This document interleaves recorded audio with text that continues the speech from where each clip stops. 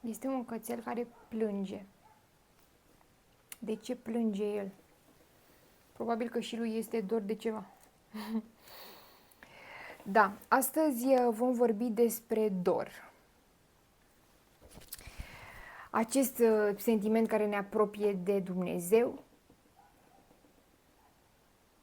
pentru că în esență ne este dor de locul de unde noi am fost creați.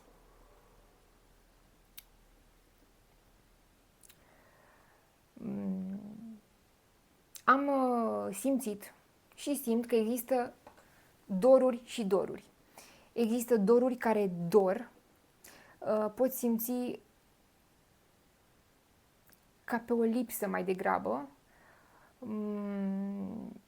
dar acolo este o lipsă, este o altă nuanță. Pe când dorul îmbracă și te pune în iubire, nu te pune în lipsă. De aceea îmi place că acest cuvânt în sine, dor, nu poate fi tradus în altă limbă în acest fel în care există în limba română. Și atunci știți foarte bine, cuvintele au sentimente, cuvintele generează sentiment. Și bine, mai există o altă nuanță în care tu pui sentiment în cuvânt. Dar acolo este deja alt subiect, cum de altfel există cărți care te vindecă în clipa în care le citești, dar sunt și cărți pe care le vindeci pentru faptul că le citești cu bunătate, le citești în liniște, le citești ca să te simți pe tine mai bine sau ca să simți acea carte și automat personajele de acolo și cel care și pe autor în sine. Vorbeam despre dor. Dorul este acest fir invizibil de iubire dintre noi și Creator. Da, de fapt nouă ne este dor de început, de primordial, de acest început, că știm că am început de undeva. Ei, și de aceea pe mine mă bucură. Am simțit, sigur, un dor care a durut la un moment dat, dar acolo, repet, era o lipsă, nu era un dor din iubire. Dar există și dorul care nu doare. Adică, da, dorul, un dor de iubire. Și vă spun sincer, mă bucură să simt așa, mă bucură. De ce? Pentru că atunci când mi este dor de un om, înseamnă că acel om, poate că nici nu știe acel om, m-a apropiat de Dumnezeu.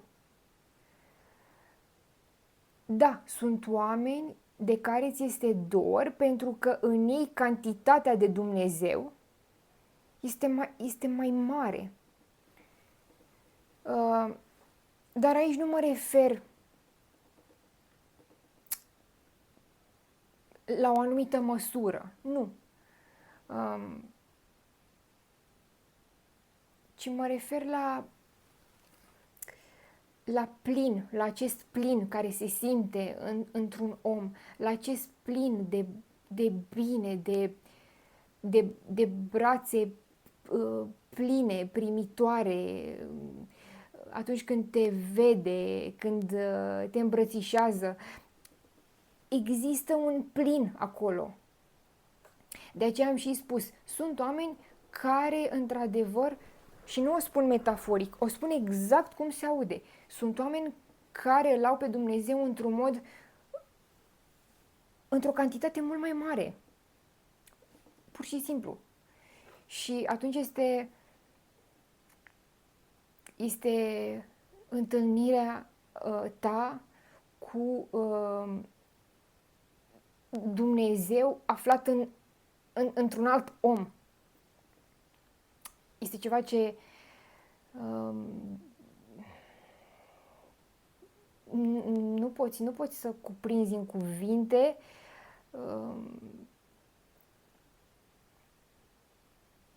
Pentru că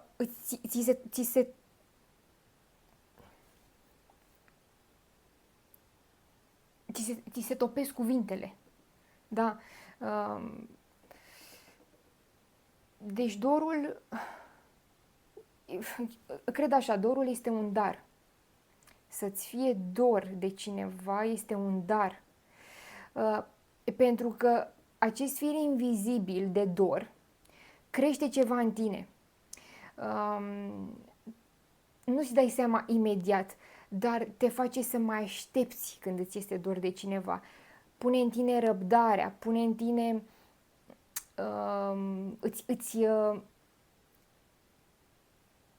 îți reduce din grabă. Iar atunci când nu te grăbești, atunci când ești liniștit, atunci când ai răbdare, toate acestea te duc mai aproape de Dumnezeu.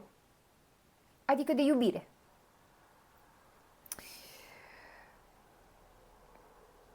Da, asta simt să spun despre dor.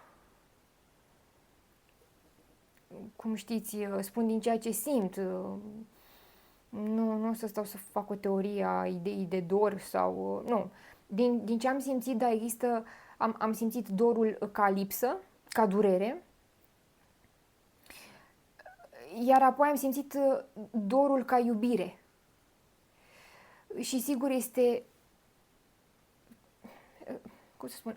Este bine să simți, să le simți pe amândouă, ca să înțelegi și să simți unde ești tu, unde te afli și apoi să vrei să alegi tu unde să te situezi, unde să te pui.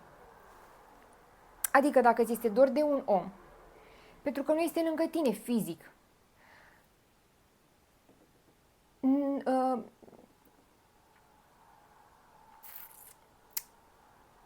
prima oară poate să fie un dor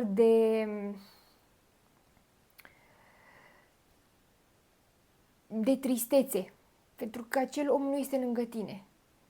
Dar apoi când guști din dorul răbdării, din dorul iubirii, pentru că cele două sunt foarte bine împletite, răbdarea cu iubirea, tu deja, data viitoare când îți va fi dor, vei vrea cu busola inimii tale să mergi așa cu acest ac nevăzut din busola inimii tale, vei vrea să mergi către dorul iubirii, către dorul care te apropie de iubire. Adică nu vei mai simți și nu vei mai vrea să ai un dor trist, un dor cu lipsă, un dor de disperare. Această nuanță, foarte clară de altfel, se aplică și atunci când este dor de cei trecuți dincolo. Pentru că ei ne simt. Cei trecuți dincolo nu mai sunt în trup. Acolo sunt sentimente în stare pură. Ce simți, ce emani cu un singur gând, ei deja simt. Și îi putem ajuta sau le putem face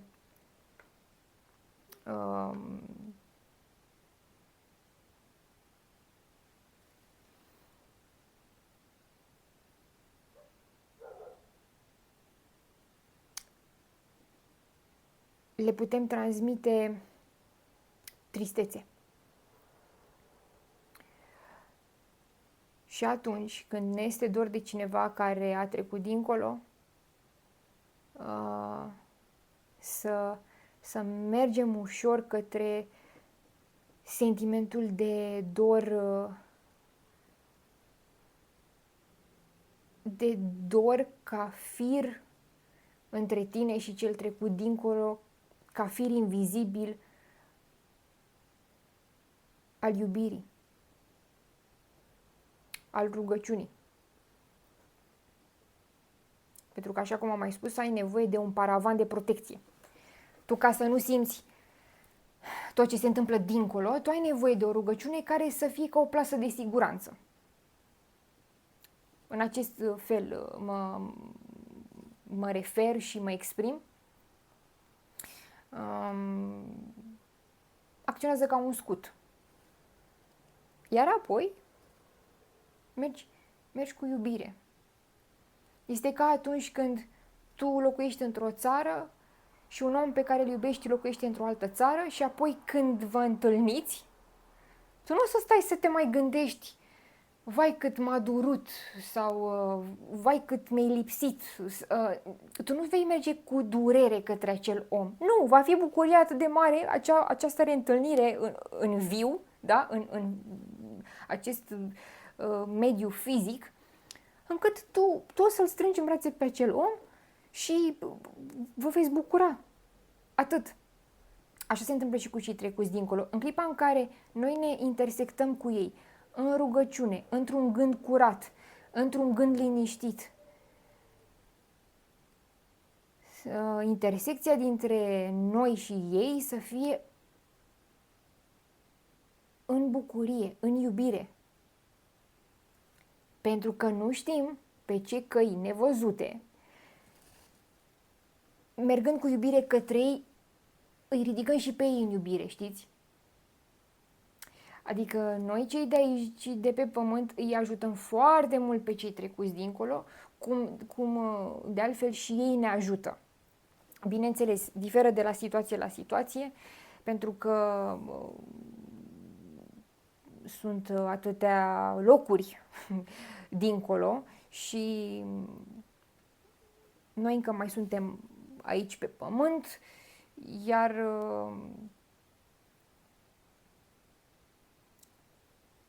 întâlnirea într-un loc de iubire ne ajută reciproc. Și pe tine ca om, încă aflat pe pământ, da? Ca om, te poate înălța, te poate această apropiere te poate face să simți apropierea de fapt de Dumnezeu prin sufletul trecut dincolo, iar acel suflet trecut dincolo să-ți vină în vis, să se apropie și el de tine și să simți că ceea ce faci tu aici pe pământ pentru acel suflet este bine, este liniștit, îl ajută. Da, există. Deci poți cere, așa cum depui o cerere undeva atunci când ai nevoie de ceva. La fel există și cereri invizibile sau cereri pe care le depui în cer. Cuvintele chiar sunt foarte apropiate. Cer, a cere, cerere. Și în sinceritatea ta poți să adresezi o cerere cerului și dacă ți este dor de cineva trecut dincolo, să ți se dea voie să visezi acel suflet. Să știi că ceea ce faci tu aici pe pământ ajută acel suflet. Da, deci vedeți, dorul câte sentimente cuprinde. Ca în final aceste sentimente unite să te unească cu Dumnezeu. Da, este fabulos, este ceva... Este puternic. Acestea fiind spuse, mă bucur că am vorbit despre dor, mă bucur că am simțit și că simt dorul, mă bucur să simt că pot să am un dor în iubire și nu în absența iubirii. Așa că să ai un dor cu iubire, să vrei să-ți fie dor cu iubire și să știi că voia ta este ascultată de Dumnezeu. Pentru că este darul lui Dumnezeu. Voia ta este darul lui Dumnezeu.